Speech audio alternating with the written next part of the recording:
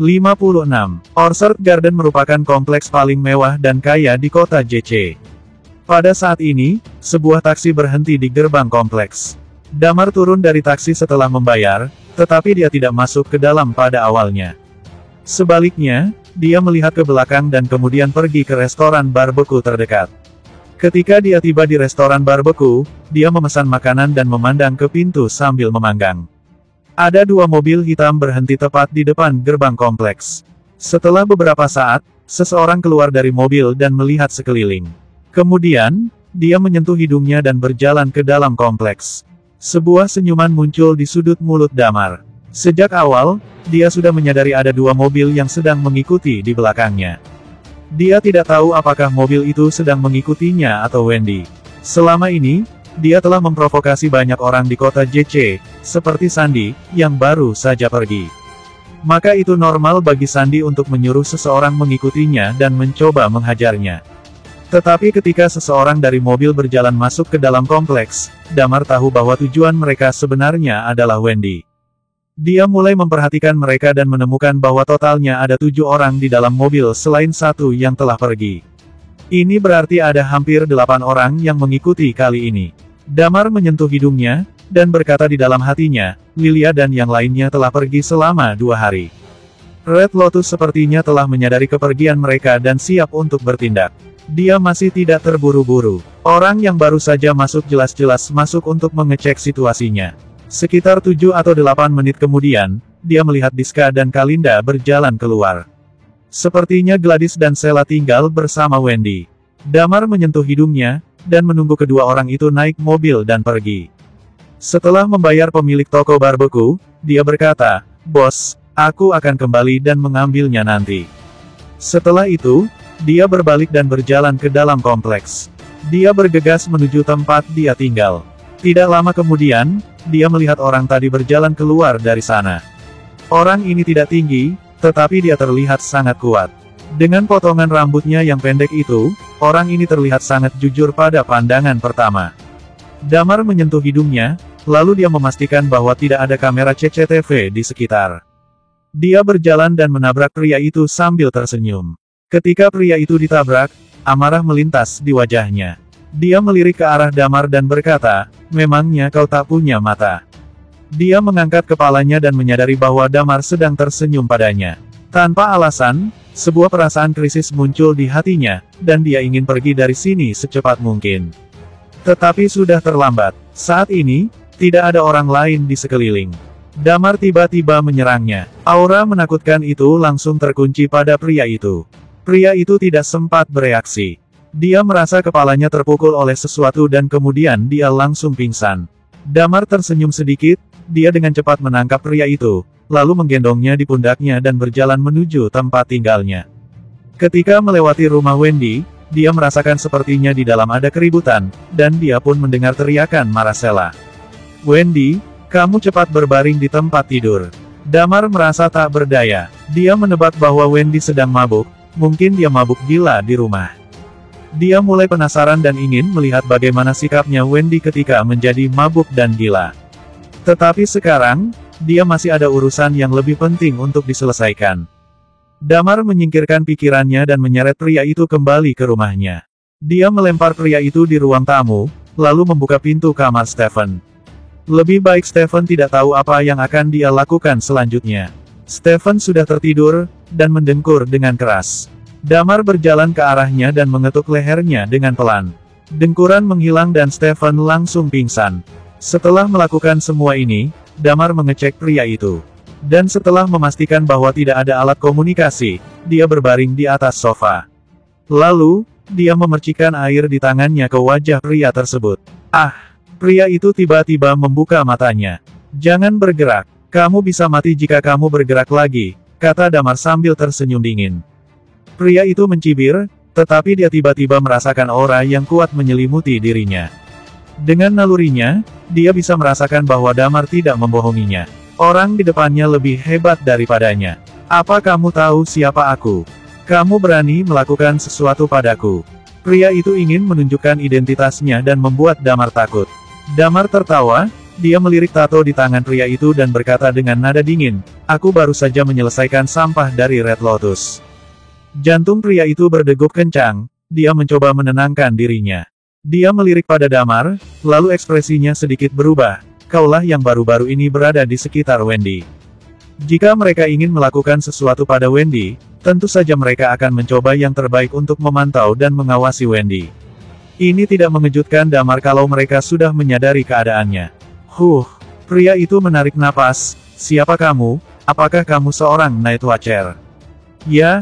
Damar tersenyum dan menatapnya dan lanjut berkata, "Kamu juga bisa memanggilku Zero. Ngomong-ngomong, kalian ada sebutan lain untukku saat itu. Saat itu, sepertinya panggilanku adalah Killer God." "Apa? Bukankah kamu menghilang 3 tahun lalu?" Pria itu merasa sepertinya kepalanya akan meledak. Damar yang menghilang pada 3 tahun lalu adalah seorang pria yang membuat seluruh dunia bawah tanah merasa ketakutan. Orang yang membuat pemimpin Red Lotus bersembunyi di dataran tinggi sejauh ini hanya karena kematian Damar belum dikonfirmasi. Dia tidak menyangka bahwa Damar benar-benar masih hidup. Dan bahkan sekarang dia jatuh ke tangannya. Mungkin dia tidak menghadapi Damar secara langsung, tetapi dia telah mendengar legenda yang tak terhitung jumlahnya tentang Damar selama tahun-tahun ini. Dia telah jatuh ke tangan orang yang begitu menyeramkan, dia merasa bahwa seluruh tubuhnya tidak dapat mendengarkan perintahnya. Seluruh badannya menjadi dingin, giginya terus bergetar ke atas dan ke bawah, membuat suara berderit. "Kamu, apa yang akan kamu lakukan?" Dia menatap Damar dengan kaget.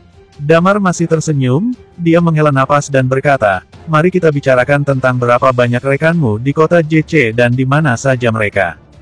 Jika kamu tidak jujur, maka kamu akan langsung mati. Jangan khawatir, level pembunuhanku cukup bagus, dan aku berjanji kamu tidak akan merasakan sakit sedikit pun." Mati. Ini mengerikan bagi siapapun, pembunuh Red Lotus bukanlah orang yang tidak takut mati. Mendengar kata-kata Damar, pria itu mengertakkan gigi dan berkata, "Kami memiliki 10 orang, tetapi 2 dari kami telah meninggal sebelumnya. Sekarang hanya tersisa 8 orang. Kecuali aku, mereka semua ada di dalam mobil yang di luar." "Sepertinya kamu benar-benar tidak jujur." Damar berdiri sambil tersenyum, lalu berjalan ke arahnya. Pada saat yang sama, dia mengambil belati yang telah disembunyikan olehnya dan menaruhnya dekat telinganya. "Benar, aku tidak berbohong." Pria itu hampir mati ketakutan, keringat dingin muncul di dahinya dalam sekejap. Damar tidak ragu-ragu, dia memutar pergelangan tangannya, belati itu tergelincir di tenggorokan pria itu. Kau, mata pria itu penuh amarah dan kemudian orang itu perlahan jatuh ke tanah. Sebelum dia meninggal, dia mendengar Damar berkata padanya, "Red Rose jelas ada di kota JC." Pria itu terkejut dan napasnya menghilang secara perlahan. Damar tersenyum sedikit dan berkata, "Ketujuh orang itu semuanya ada di luar. Tampaknya misi ini bisa diakhiri lebih cepat." Setelah itu, dia berdiri dan mengambil banyak tisu untuk menutupi lehernya. Untuk mencegah darah tumpah di lantai. Stephen telah pingsan karenanya, dan dia mungkin tertidur sampai besok pagi. Damar segera berdiri dan berjalan keluar dari villa. Begitu dia keluar, ekspresinya berubah sedikit. Dia bergegas menoleh dan melihat pada kejauhan. Di kejauhan, di bawah cahaya sekitar 100 meter, ada sosok cantik dengan gaun merah berdiri di bawah lampu jalan. Orang itu juga sedang menatap Damar dari situ. Damar terkekeh, dia menyentuh hidungnya dan berkata, "Apakah kamu adalah Red Rose?" Bersambung.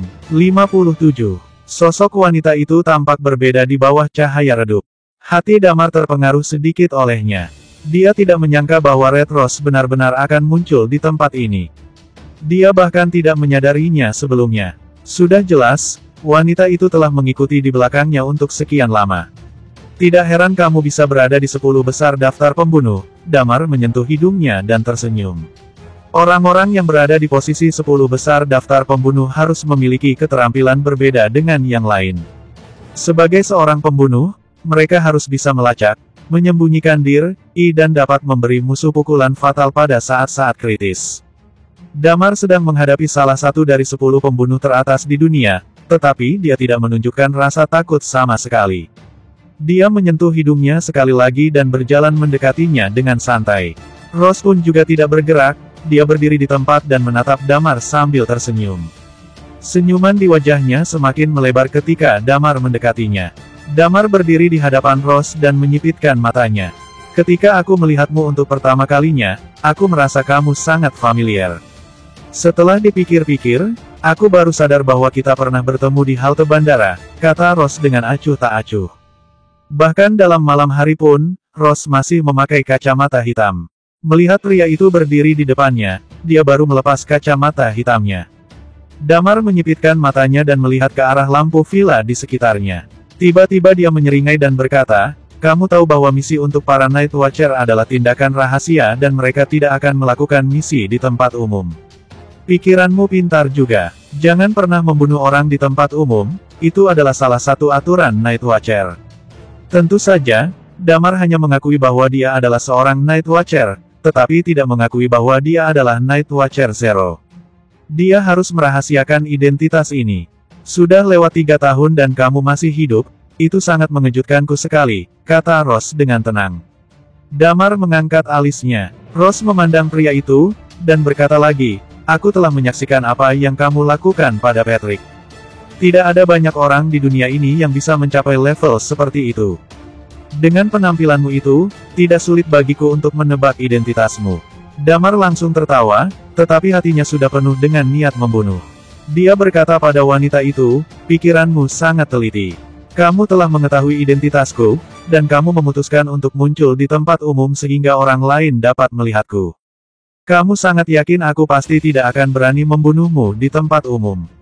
Pria itu menjilat bibirnya, lalu berkata lagi, tapi sekarang setelah kamu tahu identitasku ini, apa kamu masih berpikir aku akan menuruti peraturan itu?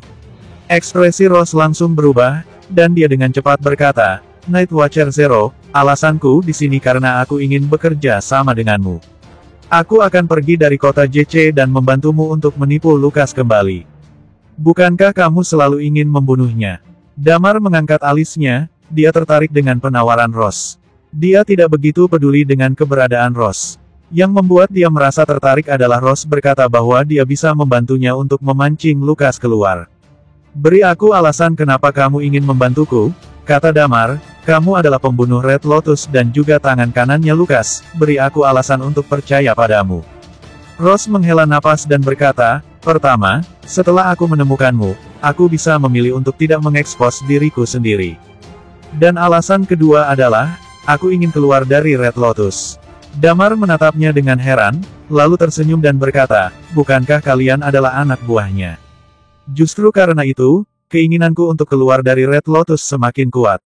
Tidak banyak orang di dunia ini yang dapat membantuku, dan bahkan lebih sedikit orang yang bersedia membantuku. Rose memandang pria itu dan berkata, selain itu, setelah kamu membunuh Lucas dan membantuku keluar dari Red Lotus, aku akan memberitahumu rahasia tentang kotak besi itu. Wajah Damar berubah sedikit. Kotak besi itu adalah salah satu misinya pada 3 tahun yang lalu. Saat Lilia pergi, dia sudah mengambil kotak besi itu. Kotak besi tersebut berbentuk persegi. Damar tidak tahu apa isi di dalamnya dan dia juga tidak tertarik untuk mengetahuinya. Tetapi ketika dia mendengar penawaran Rose, dia menjadi sedikit penasaran. Baiklah, kata Damar sambil tersenyum. Mendengar kata-kata Damar, Rose merasa rasa krisis di hatinya tiba-tiba menghilang. Wanita itu tersenyum. Wajah dan tubuhnya memancarkan aura godaan yang kuat, dan dia melangkah maju. Pada saat ini, Damar dapat mencium aroma tubuhnya dengan jelas. Rose menaruh tangannya di bahu Damar, dan tangannya perlahan-lahan menurun ke bawah. Dia berkata dengan nada menggoda, kamu memang layak menjadi Night Watcher Zero yang terkenal itu. Jika aku mengenalimu terlebih dahulu di Bas, aku yakin kamu tidak akan pergi begitu saja. Tentu saja, sekarang juga belum terlambat. Aku telah memesan kamar di dekat Monument of White Elephant. Apakah kamu tertarik untuk pergi denganku? Perilaku Rose sangat menggoda, sehingga Damar tidak bisa menahan menelan ludahnya. Damar melirik ke samping, dan kemudian kelopak matanya berdenyut kencang. Di lantai 2 Villa Wendy, ada 3 sosok wanita berdiri di depan jendela. Mereka sepertinya sedang melihat sesuatu di bawah sini. Dia segera mendorong Rose dan pura-pura terbatuk. Dia berkata, kamu terlalu tua untukku, aku tidak tertarik pada wanita di atas 30 tahun. Rose tampak kaget, dan ekspresi cemberut segera muncul di wajahnya. Damar berkata lagi, sekarang kita telah kerja sama, kamu sebaiknya pergi dari kota JC malam ini. Selain itu, aku tidak ingin kamu mengungkapkan berita bahwa aku masih hidup kepada siapapun. Bahkan orang terdekatmu juga. Begitu seseorang mengenaliku, kerjasama kita segera berhenti. Ross sudah kembali tenang saat ini. Dia melihat ke arah Damar dan berkata, tidak masalah. Berikan aku kontakmu dulu. Setelah aku berhasil memancing Lukas kembali, aku akan menghubungimu lagi. Setelah memberikan kontaknya pada Ross, Damar mengerutkan kening dan berkata, masalah Patrick, tolong tangani sendiri. Ross mengerutkan kening, kemudian mengangguk lagi. Damar berbalik dan berjalan menuju arah pintu. Melihat sosok pria itu, Ross menjilat bibirnya dan berkata, tidak suka pada wanita di atas 30 tahun. Hehe, suatu hari, aku akan membuatmu menyesal dengan pikiranmu itu. Lalu, dia mengeluarkan ponselnya dan menelepon seseorang. Damar berjalan menuju gerbang kompleks untuk mengambil barbeku yang dia pesan, dan dia juga memberi Ross dan yang lainnya waktu untuk menangani mayat. Saat dia pergi, Wendy masih menyandar di tubuh Sheila. Wajahnya masih memerah, dan dia bergumam, apa yang kamu lihat, apa yang kamu lihat. Di sebelahnya, Sheila mengerutkan kening, dia memandang ke bawah dan berkata, Kak Gladys, pria tadi itu sepertinya adalah Damar. Apa yang dia lakukan di sini? Gladys mengangguk. Dia mengerutkan kening dan tidak tahu apa yang sedang dia pikirkan.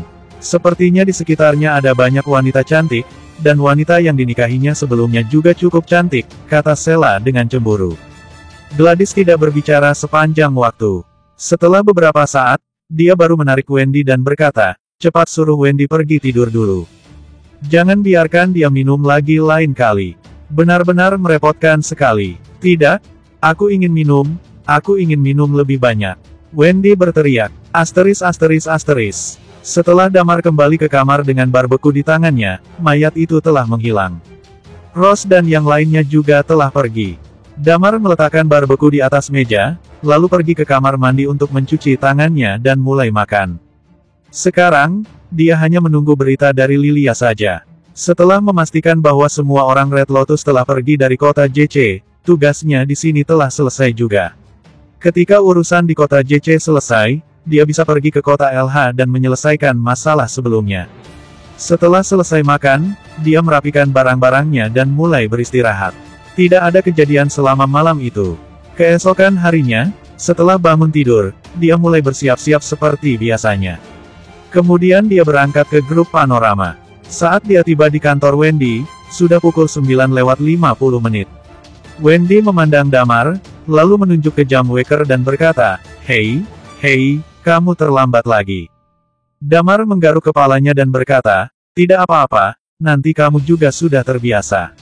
Wendy memutar matanya dan mengutuk dalam hatinya, beraninya kamu menyuruhku untuk terbiasa dengan hal itu. Kamu itu bekerja di sini, oke. Wendy berkata lagi, aku benar-benar tidak tahu identitasmu, kamu terlihat sangat misterius. Oh ya, Kak Gladys dan lainnya sudah kembali ke kota LH pagi ini. Aku akan pergi ke kota LH juga minggu ini sebelum pesta pertunangan mereka. Sekalian jalan-jalan juga. Damar mengangguk. Memikirkan pernikahan Gladys dan Diska, alisnya sedikit mengernyit. Bari, cepat serahkan orang itu, jika tidak, Bank Royal akan menghentikan semua proyek kerja sama dengan grup Panorama. Seseorang berteriak marah di luar ruangan. Bersambung, 58. Bari, jika kamu tidak menyerahkan orang itu kepadaku hari ini, Bank Royal akan menghentikan semua kerja sama dengan grup Panorama di masa depan, dan kita tidak akan pernah meminjamkan Anda sepeser pun lagi. Damar dan Wendy mengerutkan kening ketika mereka mendengar kata-kata itu. Wendy terdiam sebentar, lalu tiba-tiba berdiri. Dia membuka pintu dan berlari ke arah suara itu. Damar menyentuh hidungnya dan segera mengikuti Wendy. Lantai tempat mereka berada adalah tempat kantor manajemen perusahaan. Ketika mereka keluar sudah banyak orang yang berdiri di koridor. Semua orang mengerutkan kening, wajah mereka penuh dengan kekhawatiran. Ketika Wendy tiba di depan pintu, wajahnya sedikit berubah. Damar melihat ke suatu tempat yang tidak jauh darinya. Di sana, Bari sedang berdiri sambil mengerutkan kening, dan ada dua orang berdiri di sampingnya. Seorang pria botak parubaya sedang menunjuk Bari. Di sebelahnya, ada seorang pemuda. Damar mengenali pemuda itu adalah Sandy. Dia terlihat baik-baik saja. Sepertinya, Budi tidak berani melakukan apapun padanya. Setelah menyeretnya pergi, Budi membiarkannya pergi begitu saja. Tentu saja, bagaimana mungkin Budi berani menindas Sandi, putranya pemilik Bank Royal.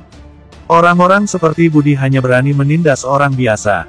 Mereka tidak akan pernah berurusan dengan orang kaya sesungguhnya dan berkuasa. Pria parubaya itu pasti adalah Thomas Mahawira, ayahnya Sandi dan juga direktur Bank Royal di kota JC. Thomas menatap Bari dengan kesal dan berkata, serahkan orang yang bernama Damar kepadaku. Beraninya dia menindas putraku. Cepat. Bari mengerutkan kening dan berkata, bagaimana Damar dapat menindas putra Anda? Thomas mencibir, anakku ditampar olehnya kemarin di pesta ulang tahun Clara. Aku baru saja berurusan dengan Clara tentang masalah ini. Sekarang aku akan berurusan dengannya. Damar mengerutkan kening. Dia menatap Wendy, lalu berjalan ke depan pria itu dan berkata, aku adalah Damar.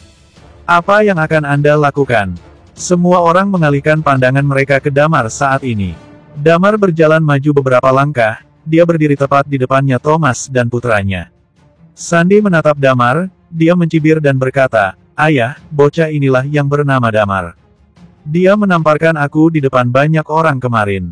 Melihat Damar berjalan keluar, Bari tahu bahwa dia tidak perlu mengurusi masalah ini. Damar bisa menanganinya sendiri. Thomas melihat Damar dari atas ke bawah. Damar mengabaikan tindakannya itu dan berkata dengan tenang, apa kamu tahu alasan kenapa putramu bisa ditampar? Dia ingin menjebakku kemarin. Dia meminta pelayan dari M Grand Karaoke membuka sebotol anggur mahal yang berharga 2 miliar. Ketika orang dari M Grand Karaoke menyadari kesalahannya, mereka langsung menamparnya. Malah anakmu yang terus memprovokasiku kemarin. Memangnya kenapa? Thomas mencibir, alasan kenapa anakku bisa ditampar itu karena kamu, kan? Damar tertawa dan berkata, tidak heran kamu bisa mendidik anakmu seperti ini. Itu bukan urusanmu juga. Thomas melihat pada Bari dan berkata, baiklah, kamu bisa memecat orang ini sekarang. Kita adalah pengusaha di kota JC. Selama kamu memecatnya, kita masih bisa lanjut kerja samanya. Jika tidak, kamu tahulah konsekuensinya. Apa kamu tidak merasa ini sudah keterlaluan? Bari berkata, bukankah Damar baru saja mengatakan putramu yang terus memprovokasi dia terlebih dahulu? Orang yang menamparnya pun juga bukan Damar. Jika kamu ingin mencari masalah, pergilah ke M Grand Karaoke. Jangan menyalahkan Damar atas masalah ini. Thomas mengangkat alisnya dan memandang Bari dengan heran, jadi kamu berencana untuk melindungi bocah ini. Bari, kamu sudah menjadi seorang pengusaha untuk waktu yang lama. Untuk apa menghancurkan masa depan perusahaanmu demi orang seperti ini? Kamu harus berpikir dengan baik-baik. Bocah, berani sekali kamu menindasku. Aku bukan seorang pengecut seperti Saheri. Damar mengabaikannya. Dia menatap Thomas dan berkata, putramu sendiri yang bodoh. Dia ditampar oleh orang lain, lalu kamu ingin perusahaan kami memecatku. Memang siapa kau? Kamu mau tahu alasannya? Karena aku lebih kuat darimu, dan banyak perusahaan yang mengandalkan aku. Aku adalah direktur Bank Royal. Apa kamu sudah mengerti sekarang? Kata Thomas dengan sombong. Kata-katanya sangat arogan. Semua orang di grup Panorama tidak punya cara untuk menolaknya. Memang benar, Bank Royal dapat memengaruhi banyak perusahaan di kota JC. Bank Royal adalah bank swasta. Mereka memainkan peran yang menentukan di kota JC. Kebanyakan orang berpikir tidak layak untuk menyinggung Thomas demi seorang asisten. Damar menghela napas panjang. Sandi berpikir bahwa Damar merasa putus asa sekarang. Dia menjilat bibirnya, dan menunjukkan senyum sinis di wajahnya. Kamu bilang kamu telah berurusan dengan Clara. Apa yang kamu lakukan padanya? Damar bertanya lagi. Dia tidak bisa menangani masalah pribadinya dengan baik, itu akan menyebabkan reaksi buruk pada masyarakat. Aku sudah menurunkan jabatannya, jawab Thomas dengan acuh tak acuh. Setelah itu, dia melihat ke arah Bari dan berkata, aku akan memberi kamu 3 detik. Jika hasilnya tidak memuaskanku, kamu pasti akan menyesal di masa depan. 3. Setelah berbicara, dia mulai menghitung mundur. Damar menghela napas lagi, lalu meraba-raba di sakunya. Ketika Sandi melihat perilaku Damar, matanya sedikit berbinar. Dia mengira Damar akan mengeluarkan kartu kerjanya dan mengundurkan diri atas inisiatifnya sendiri. Wendy yang berdiri di sebelahnya menunjukkan ekspresi kesal. Tetapi dia tahu dia tidak bisa ikut campur dalam masalah ini. 2. Thomas menghitung mundur lagi. Sekarang, kamu bukan lagi direktur Bank Royal di kota JC, kata Damar dengan ringan. Hah? Thomas menatap Damar dengan heran, dia baru saja hendak berbicara. Tiba-tiba, dia melihat Damar melempar kartu berwarna biru ke arahnya. Kartu itu mengenai wajahnya dengan keras, dan kemudian jatuh ke bawah lantai. Beraninya kau, Thomas langsung marah ketika Damar melempar sesuatu ke wajahnya. Kemudian, dia menunduk dan melihat pada kartu berwarna biru di bawah kakinya, dan matanya melebar seketika. Kartu berlian. Tubuh Thomas mulai gemetar, dan dia mulai panik. Sandy pun panik sekarang. Dia menatap Damar dengan kaget. Kenapa kamu? Bagaimana kamu bisa memiliki kartu berlian dari Bank Royal? Dahi Thomas berkeringat dingin, dia berkata lagi, apakah kamu adalah pengguna kartu berlian yang Clara tangani sebelumnya? Hanya Clara yang tahu Damar mempunyai kartu berlian itu. Karena masalah kerahasiaan, Clara tidak mempublikasikannya. Saat itu, direktur berencana untuk datang menemui Damar, tetapi Damar pergi terlebih dahulu. Maka dari itu, Thomas tidak mengenali Damar. Kemudian kartu berlian ini tidak pernah muncul lagi. Jadi dia mengira pengguna kartu berlian itu telah meninggalkan kota JC. Tetapi sekarang, Damar telah mengeluarkan kartu berlian itu dan melemparkannya ke wajahnya. Semua orang merasa terkejut dalam sekejap. Selama ini, mereka semua tahu bahwa Wendy memiliki seorang asisten, dan banyak orang telah bertemu dengannya. Damar selalu berpakaian santai di tempat kerja, jadi mereka berpikir bahwa Damar hanya seorang biasa. Karena bos mereka yang merekrut Damar secara langsung, jadi mereka tidak banyak bicara juga tentangnya. Tidak disangka, pria ini bisa mengeluarkan kartu berlian dan melemparkannya ke wajah direktur Bank Royal. Melihat dahi Thomas yang penuh dengan keringat, Damar berkata dengan tenang, aku tidak perlu memberitahu kamu bagaimana aku bisa memiliki kartu berlian, dan kamu juga tidak layak untuk mengetahuinya. Otoritas kartu berlian itu masih berguna. Aku mempunyai hak untuk mengambil dana 100 triliun di cabang Bank Royal manapun. Dan aku juga berhak memecat direktur cabang bank di bawah tingkat provinsi. Jadi, sekarang kamu bukan direktur Bank Royal lagi, kata Damar sambil tersenyum. Wajah Thomas dan putranya menjadi pucat. Bersambung. 59. Semua orang hening pada saat ini. Mata mereka penuh dengan kejutan.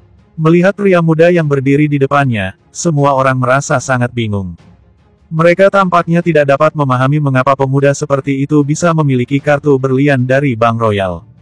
Thomas dan putranya yang sombong itu tidak bisa berkata apapun. Wajah mereka terlihat sangat pucat dan bibir mereka pun bergetar. Mereka ingin mengatakan sesuatu tetapi tidak tahu harus berkata apa. Tidak banyak orang yang mengetahui bahwa Damar memiliki kartu berlian. Clara adalah orang satu-satunya yang tahu tentang itu di kota JC. Barry pun juga merasa kaget dengan itu. Sebagai orang yang mengetahui Night Watcher dan keberadaan dunia bawah tanah, dia tahu persis apa arti kartu berlian Bank Royal. Ini bukanlah sesuatu yang dapat dimiliki walaupun mempunyai uang yang banyak. Orang yang berkuasa pun juga tidak dapat memilikinya. Ini harus ditentukan oleh Bank Royal sendiri. Setelah kartu berlian itu diberikan, pemiliknya dapat menggunakan dari generasi ke generasi. Dengan kata lain, ketika Anda mendapatkan kartu berlian dari Bank Royal, seumur hidup Anda maupun anak cucu Anda, akan menjalani kehidupan yang sangat baik. Selama Bank Royal tidak bangkrut. Sejak Bank Royal dibuka sampai saat ini, hanya 9 kartu berlian yang telah diterbitkan. Kebanyakan pemilik kartu berlian itu adalah orang-orang yang telah memberikan kontribusi luar biasa kepada Bank Royal. Tetapi sekarang, pemuda seperti Damar dapat memiliki kartu berlian di tangannya. Itulah yang mengejutkan semua orang, terutama Thomas dan putranya. Tidak lama kemudian, Thomas menyeka keringat dari wajahnya. Dia menelan ludahnya, menatap Damar dan berkata, maafkan aku Pak Damar. Aku tidak tahu sebelumnya bahwa Anda adalah pengguna kartu berlian itu. Dia menarik lengan putranya dan berkata, cepat minta maaf kepada Pak Damar. Tubuh Sandy gemetar. Dia tahu bahwa semua yang dia miliki sekarang ini diberikan oleh ayahnya sebagai direktur cabang Bank Royal di kota JC. Dia mungkin tidak memiliki kekayaan seperti keluarga besar yang lain, tetapi dia hidup lebih bahagia daripada mereka.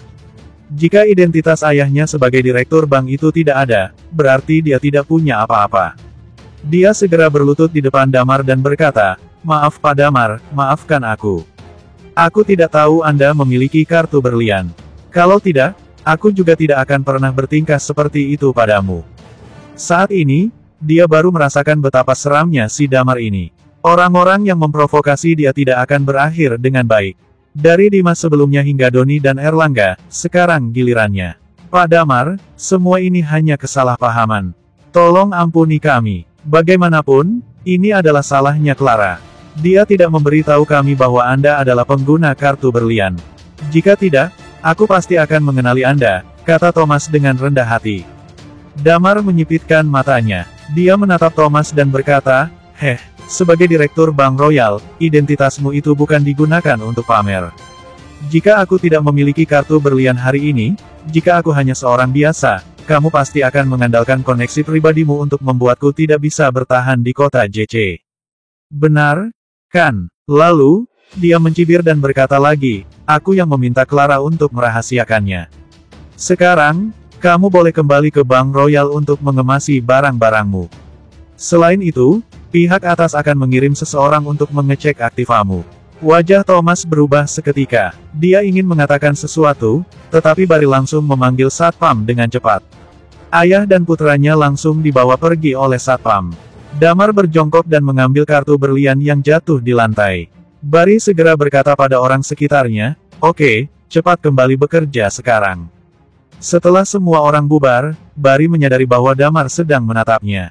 Dia sedikit terkejut, dan kemudian bertanya, apakah masih ada sesuatu yang ingin kamu katakan? Damar mengangguk. Baik, datanglah ke kantorku. Barry berkata pada Wendy, kamu kembali ke kantor dan lanjut bekerja. Sombongnya kamu. Wendy melirik Damar dan berkata dengan wajah cemberut. Damar hanya tersenyum dan kembali ke kantor bersama Barry. Kamu benar-benar hebat sekali. Kamu bahkan dapat memiliki kartu berlian dari Bank Royal pada usia yang muda, Barry memujinya.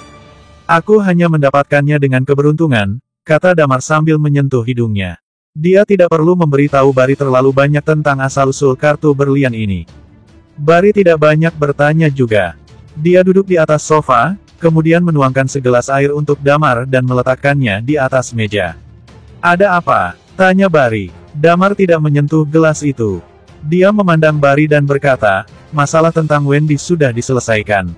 Benarkah? Barry tampak sangat gembira. Damar mengangguk dan berkata, seharusnya begitu, tapi aku butuh waktu beberapa hari untuk mengawasinya lagi.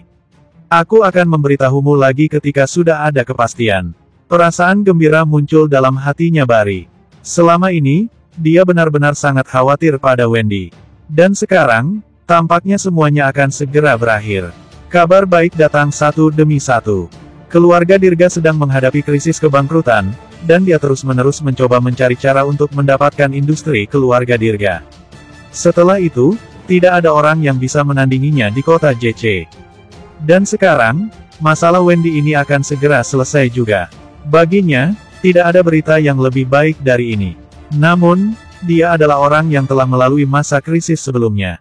Dia menenangkan dirinya, mengerutkan kening dan bertanya pada Damar, setelah masalah ini selesai, apakah Anda akan meninggalkan kota JC?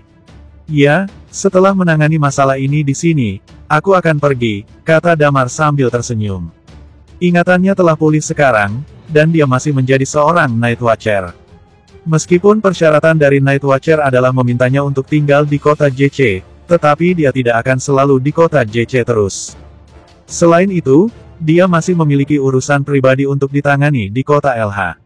Tuduhan pemerkosaan itu mungkin tidak begitu penting baginya, tetapi hal itu cukup penting bagi orang tuanya. Dia ingin membuktikan bahwa dia tidak bersalah, dan dia akan membalas dendam pada orang-orang yang menjebaknya. Barry menghela napas, dia berkata pada Damar, lalu bagaimana hubungan antara kamu dan Wendy? Kamu bisa menjadi menantuku kapan saja selama kamu mau. Masih dibicarakan lagi. Damar mengusap dahinya. Dia mengalihkan topik pembicaraan, dan kemudian kabur dari kantor Barry. Damar menjalani 3 hari berikutnya dengan santai. Pada hari keempat, ponsel Damar akhirnya berdering, yang menelepon adalah Lilia. Damar mengangkat telepon dan berkata, panggilanmu ini lebih lambat dari yang kukira. Tampaknya jaringan intelijen Night Watcher semakin buruk sekarang.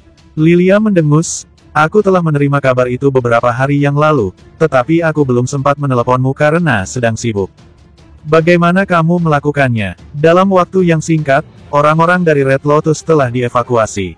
Aku hanya membuat kesepakatan dengan Red Rose, Damar tersenyum. Lilia telah memonfirmasikan bahwa orang-orang dari Red Lotus memang sudah pergi. Kesepakatan dengan Red Rose. Apa kamu yakin? Tanya Lilia dengan serius. Ya, aku sudah berpikir dengan baik. Jangan khawatir. Bagaimana keadaan di tempatmu? Tanya Damar. Sebentar lagi aku akan kembali ke tempat Night Watcher, tapi Guntur terluka. Ekspresi Damar berubah sedikit. Sebagai Night Watcher Zero yang baru, keterampilan Guntur pasti sangat jago. Jika dia bisa terluka, berarti misi Lilia kali ini mungkin cukup sulit. Jika kamu butuh bantuan, telepon aku saja. Tidak peduli dimanapun aku berada, aku pasti akan bergegas ke tempatmu, kata Damar dengan serius. Lilia mengabaikan kata-kata Damar dan langsung menutup teleponnya. Setelah mematikan telepon, Damar baru menghela napas lega. Akhirnya masalah Wendy selesai juga. Sudah waktunya untuk mengundurkan diri, Damar tersenyum. Dia baru saja bekerja beberapa hari dan sekarang sudah harus pergi lagi.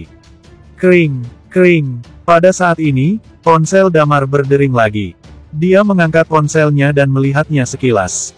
Pak Riki yang meneleponnya. Damar mengangkat panggilan itu. Halo. Damar, tolong datanglah ke perusahaan sekarang, kata Pak Riki dengan nada yang serius. Bersambung. 60. Grup Panorama, di kantornya Wendy. Wendy sedang berkata dengan marah, si Damar memang keterlaluan, masa belum datang ke perusahaan, sekarang sudah jam 10 lewat. Memangnya dia mau dipecat? Dia membereskan berkas-berkas dan berkata lagi, padahal aku ingin mengajak dia main ke kota LH. Aku tidak jadi mengajaknya kalau telat lagi. Wendy duduk kembali ke sofa, dia bergumam, sepertinya dia lebih kaya dariku juga. Dia bahkan bisa mempunyai kartu berlian dari Bank Royal. Dia tidak akan peduli dengan pekerjaan ini juga. Memikirkan tentang ini, dia merasa kesal tanpa alasan. Pada saat ini, pintu kantornya dibuka seketika. Kemudian, Bari berjalan ke dalam sambil tersenyum padanya. Apa kamu kesal karena Damar belum datang? Kamu suka pada Damar ya? Wendy langsung tertegun, lalu wajahnya memerah dengan cepat. Dia segera berkata, Ayah, apa yang kamu katakan? Anakku sudah dewasa. Damar adalah seorang pria yang sangat baik, berjuanglah kalau kamu punya perasaan padanya. Tidak apa jika perempuan yang bertindak duluan, lagi pula anakku begitu cantik, dia pasti tidak akan menolak, kata Bari. Aku tidak ingin berbicara denganmu lagi, Wendy berbalik badan dengan malu. Bari terdiam, lalu dia mendekati Wendy, kali ini kamu berpartisipasi dalam acara pernikahannya Gladys. Ingatlah jangan ikut campur dalam masalah keluarga-keluarga yang di kota LH. Ini bukan hal yang bisa kita pengaruhi, mengerti? Baiklah, ayah sudah bilang berkali-kali beberapa hari ini, Wendy mengerut bibirnya. Dan ada satu hal lagi, yaitu jangan mencari tahu tentang Damar lagi. Kamu juga tahu, dia orangnya rendah hati, dan tidak suka ada yang mencari tahu tentangnya. Jangan pernah kasih tahu pada siapapun tentang hal-hal yang dia lakukan di kota JC, termasuk Gladys dan lainnya. Oh, aku juga malas berbicara tentangnya. Dan reputasinya tidak baik di kota LH, aku pasti akan dibenci orang kalau aku bilang dia adalah asistenku, kata Wendy. Ya, baiklah kalau begitu, hati-hati di jalan, Bari mengingatkannya. Ya, aku akan pergi sebentar lagi. Sela dan Kak Clara sudah menungguku di lobi lantai bawah, kata Wendy ke ayahnya. Asteris. Pada saat yang sama, Damar berdiri di pintu masuk lantai 6, PT Citra Adidaya. Satpam yang menjaga pintu segera menyapanya dengan sopan, halo, bos. Damar menganggukkan kepala padanya, lalu berjalan ke dalam perusahaan, dan menuju kantor direktur di lantai 6. Setelah mengetuk pintu, dia mendorong pintu dan masuk. Ricky sedang berdiri dari tempat duduk, lalu berjalan bola-balik. Ada apa? Tanya Damar. Ricky menghela napas dan berkata, ada dua hal, ibu mertuamu mengajak orang dan membuat keributan di perusahaan setiap hari. Sebelumnya aku sudah menyuruh satpam mengusirnya pergi, tapi hari ini dia datang lagi dan membawa seorang pengacara. Damar merasa tanpa daya, Amelia memang tidak pernah berputus asa. Jika pada biasanya, ketika Ricky melaporkan tentang ini, dia tidak akan peduli kalau tidak mengganggunya. Namun, dia tidak menyangka Amelia benar-benar tidak tahu diri dan memanggil pengacara. Wanita itu ingin mengambil sebagian saham grup Citra Adidaya. Sebenarnya, Amelia dan putrinya tidak melakukan hal yang sangat parah padanya selama 3 tahun ini. Mereka tidak memaksanya juga setelah mereka bercerai. Tidak apa-apa juga kalau memberikan perusahaan ini kepada mereka. Damar bukanlah orang yang pelit. Namun kelakuan mereka sekarang ini memang keterlaluan, tidak layak kalau memberikannya begitu saja. Apa hal kedua? Tanya Damar. Damar memegang hidungnya, dia tidak bergegas menemui Amelia. Hal kedua adalah masalah perusahaan, sebuah masalah besar telah muncul, Ricky berkata dengan cemas. Apa? Damar mengerutkan alisnya lalu bertanya lagi, bukankah perusahaan kita telah bekerja sama dengan grup Panorama? Harusnya perusahaan kita akan lebih berkembang. Properti perusahaan memang lebih berkembang saat ini. Tapi perusahaan kami melakukan bisnis logistik. Meski dapat mengirim ke seluruh penjuru negeri, jalur utamanya adalah kota JC dan kota LH. Tapi kemarin, sewa tempat di kota LH tiba-tiba naik 3 kali lipat untuk kami. Ricky menghela napas dan berkata lagi, setelah naik 3 kali lipat, tidak ada cara untuk menjalani jalur ini sama sekali. Damar juga tidak terlalu memahami aspek ini. Alisnya berkerut dalam-dalam dan dia berkata, jika tawaran mereka akan naik, kita ganti jalur lain saja. Seperti ini, aku sudah menghubungi beberapa perusahaan logistik besar di sana. Mereka tidak mau bekerja sama dengan kami. Agak sulit untuk menemukan gudang lain untuk sementara waktu. Ricky berkata dengan cemas, alasan sebenarnya karena sebuah perusahaan logistik terbesar di kota LH bernama Kaya Express. Barry mengutamakan kerja sama dengan mereka sebelumnya. Sekarang mungkin mereka berpikir bahwa kita telah mengambil alih bisnisnya, jadi mereka ingin menjebak kami. Damar mengerutkan kening, lalu berkata dengan suara yang rendah, aku kebetulan akan pergi ke kota LH baru-baru ini. Kamu kirimi aku informasi tentang perusahaan yang bekerja sama dengan kita, dan aku akan menyelesaikan masalah ini. Ricky tertegun sejenak, lalu mengangguk dan berkata, oke, aku akan menyuruh seseorang bertemu denganmu ketika kamu di kota LH. Damar menganggukkan kepala, lalu berdiri, baik, sekarang aku akan menemui Amelia. Ricky berkata padanya, kamu sungguh tidak beruntung, bisa bertemu dengan ibu mertua dan mantan istri seperti itu. Damar tersenyum, berjalan ke ruang rapat yang ada di samping tanpa suara. Tidak hanya ada Amelia di dalam ruangan itu, Sisi dan Nessa juga ada di sana. Dan selain itu, ada seorang pria parubaya yang berkacamata dan memegang tas kantor. Sepertinya, dia adalah pengacara yang dipanggil oleh Sisi dan Amelia. Namun Damar juga tidak banyak peduli tentangnya. Dia duduk di depan 4 orang tersebut dan memandang mereka dengan santai. Dia hanya tidak bertemu dengan mereka beberapa hari saja. Wajah Sisi sudah terlihat pucat, mungkin dia tidak tidur nyenyak selama ini. Baru beberapa hari lewat, tadinya dia begitu sombong saat menceraikan Damar, dan sekarang penampilannya sangat beda sekali. Pak Damar, apa kabar? Pria itu memandang Damar dengan sombong. Aku adalah Yosua, pengacaranya Bu Sisi. Kami mencurigai bahwa Anda telah mengumpulkan banyak harta selama pernikahan. Sedangkan, ini adalah harta bersama suami istri saat nikah. Ini surat kuasa hukum yang kami susun. Silakan cek. Kemudian, dia melempar sebuah dokumen untuk Damar dan berkata, Pak Damar, dari perkenalan awalnya, Anda dulu bekerja di lokasi konstruksi. Mungkin Anda tidak tahu banyak tentang hukum. Mengenai gugatan perceraian, aku adalah orang yang profesional. Dan klienku biasanya mendapatkan pengembalian yang lebih tinggi dari yang mereka harapkan, jadi saran aku adalah menyelesaikannya secara pribadi. Kamu harus memberikan 50% saham grup Citra Adidaya kepada Bu Sisi, jika tidak. Apakah otakmu bermasalah? Damar langsung memotong pembicaraannya. Yosua mengerutkan kening, dia berkata, Pak Damar, tolong jaga omonganmu. Damar memandangnya dengan remeh, dan berkata, pertama, perusahaanku ini adalah pembelian dengan hartaku secara pribadi, tidak ada hubungannya sama sekali dengan mereka. Kedua, jika kalian ingin menuntutku, silakan berkomunikasi dengan Departemen Hukum perusahaan kami. Aku tidak ada waktu untuk kalian. Lalu, dia langsung berdiri dan hendak meninggalkan ruang ini. Dia sungguh tidak ingin melihat Sisi dan ibunya lagi. Damar, apakah kita harus seperti ini? Sisi tiba-tiba berkata. Dia memandang ke pria itu, dengan air mata yang mengalir dari matanya. Damar tertawa, dan memandangnya tanpa kasihan. Dia berkata dengan pelan, "Apa maksudmu? Kamu tidak pernah memikirkan apa alasannya. Jika bukan karena kekejaman kalian, aku pun rela memberikan perusahaan ini untukmu." Damar mencibir, "Aku pun tidak peduli perusahaan kecil seperti PT Citra Adidaya, aku membelinya hanya karena bosan. Jika kalian tahu diri, maka kalian tidak akan mencari masalah ke sini setiap hari." Damar berkata lagi, "Aku tidak membalas dendam pada kalian, dan bahkan memberikan rumah itu untuk kalian, aku sudah sangat berbaik hati." Bersambung.